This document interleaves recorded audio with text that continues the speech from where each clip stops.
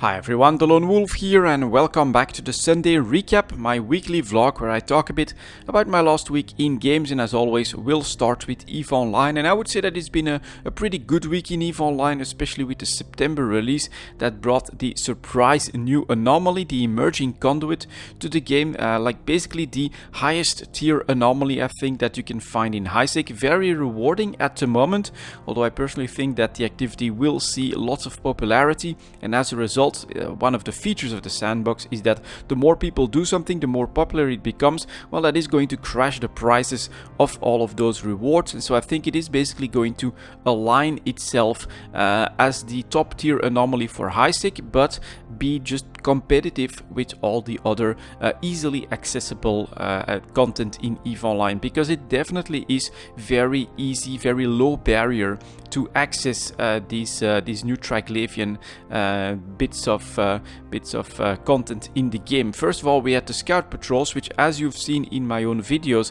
are really accessible. Once you're the one that catches a patrol, well, anyone else is probably gonna move on to a different system to try and find his, because you finish the patrol, a new one spawns in, you can start hunting for that one again. And it's pretty much the same with these anomalies so far. I think that they may need to switch that up a little bit, because it might be too easy to chain them, but that does mean that the barrier of entry is super low. Once you find one, you're the first one in. Well, you know that anyone else that is going to be looking for these emerging conduits, warps in on while you're doing it, is just going to move to the next system and hope that he's the one that can chain them there. But you're the one that starts it, you'll finish it, and the next one will be spawned in like maybe within the minute or something like that. At least that's what I've seen so far. And as a result, yeah, very low barrier of entry, very little need to travel around, and it is, especially now, very rewarding to run these conduits. So I see a lot of people getting into their battleships, finding the right fits to do this efficiently,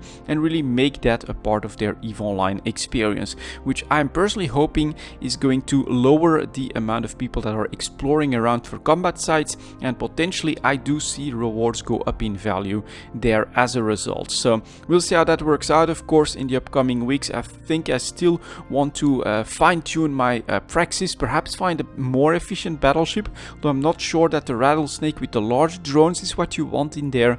We'll see how that works out. There's still a little bit of stuff that I want to take a look at when it comes to all the new Triglavian content, but after that, yeah, I do think that I want to get into some more exploration as well, to see if competition indeed drops there, and if it's a little bit easier to find good sites in exploration.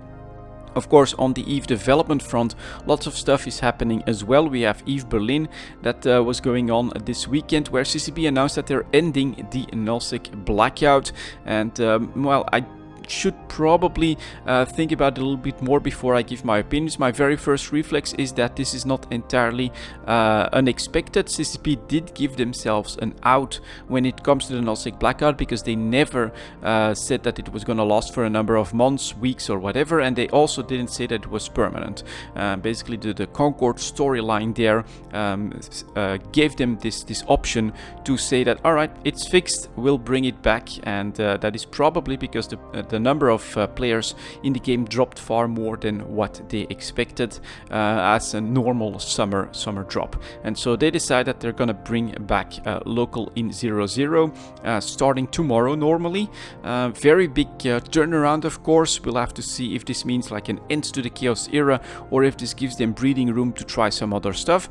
But overall, I do like the fact that CCP is willing to both experiment with the game, to take some risk, but also, if it's not working out, to actually turn their decisions around, and then hopefully they'll be willing to iterate on what they actually need to do, perhaps develop something that's like an in-between solution between the full local intel and zero local whatsoever. But only the future can tell, of course, how that is going to work out.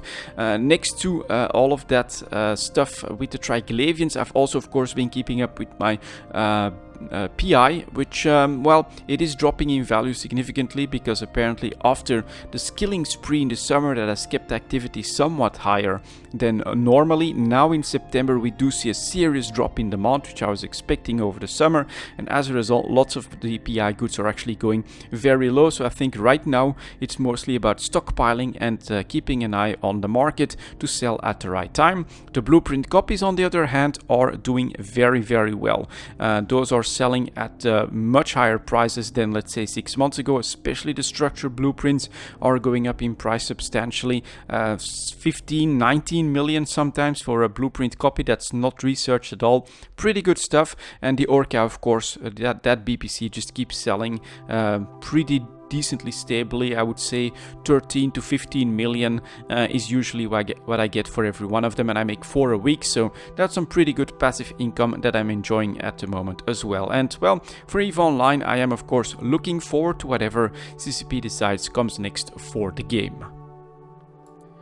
Next up, only one other game this week, and it is Path of Exile with the Blight League. I got a little bit addicted to that. I think it is because one of my favorite playstyles was rebalanced, changed up by the developer, and as a result it was absolutely amazing to play. I think it is maybe overtuned a little bit. You have a lot more options to make your minions super powerful. That's exactly what I did. Glass cannon, nothing for tank for me, but everything for damage for my minions, and I built up as big an army as I could.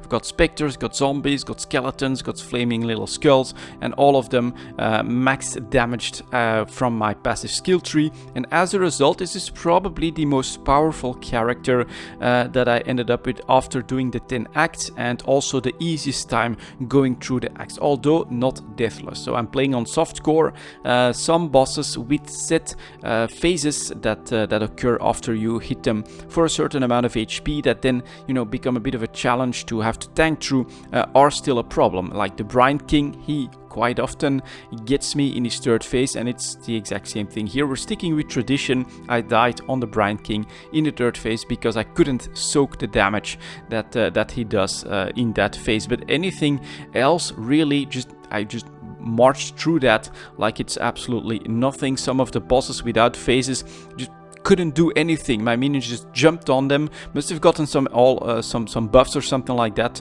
triggered from their hits, and then all of a sudden the boss was gone. We could just keep going.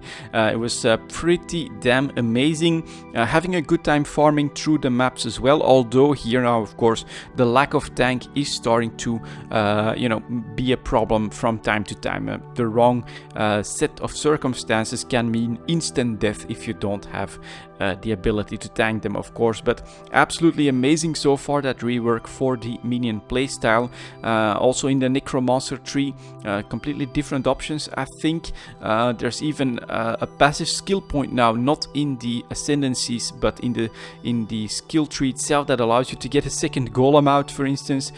So I have 2 carrion golems. The new golem synergizes so well with your zombies and with your skeletons. Yeah, it's super powerful, and I do feel like you can basically create a minion build around any minion that you want, and then get more defensive stuff next to it, or build that massive army, which is what I have, and then just steamroll everything while you stay back and watch everything get obliterated around you by like 30-40 minions or something like that. It's really cool. I absolutely enjoyed it, and that is why I didn't spend time in any other game there. I just wanted to keep playing. I wanted to make that progress, see what else comes next, what the mechanic for the league brings. Well, it's okay. I think it does become like a little time consuming after a while, but I think that it's not like so vital that you have to do everything at once. So if you want to, you can skip them for a couple of regions or something like that, and it basically gives you a decent amount of XP in a very safe way, because the minions that you're killing there, they